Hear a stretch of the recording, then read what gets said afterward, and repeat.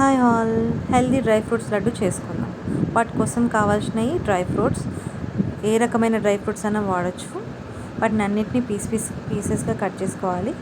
Cut చేసుకున్న తర్వాత గీలో roast చేసుకోవాలి. ఇక్కడ నేను కపీవా ప్యూర్ గీ వాడుతున్నాను. ఇది అమెజాన్లో కూడా దొరుకుతుంది. మీకు కావాలంటే నేను డిస్క్రిప్షన్లో ఇస్తాను లింక్.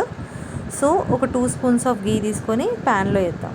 ప్యాన్లో వేసి మనం ఏవైతే డ్రై ఫ్రూట్స్ని పీసెస్గా కట్ చేసుకున్నామో వాటిని అన్నిటినీ మంచిగా రోస్ట్ చేయాలి. ఎంతవరకు రోస్ట్ చేయాలంటే కమ్మటి స్మెల్ వస్తుంది వాటి నుంచి. ఆ స్మెల్ వచ్చేంతవరకు రోస్ట్ చేసి మనం ఈలోపు డేట్స్లో ఉన్న సీడ్స్ని బయట పెట్టుకొని పక్కన పెట్టుకోవాలి.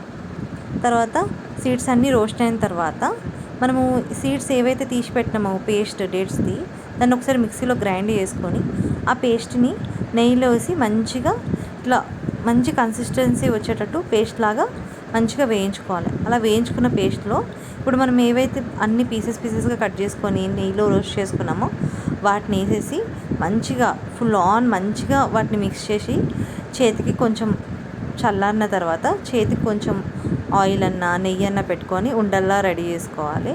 రెడీ చేసుకుంటే మంచి healthy dry fruit laddoos ready అయిపోతాయి. ఇవి చాలా మంచివి, ఎదిగే పిల్లలకి, అమ్మాయిలకి చాలా మంచిది. సో విత్ షుగరు ఉండదు, ఏ ప్రిజర్వేటివ్స్ లేవు, మంచిగా హెల్దీ బార్స్.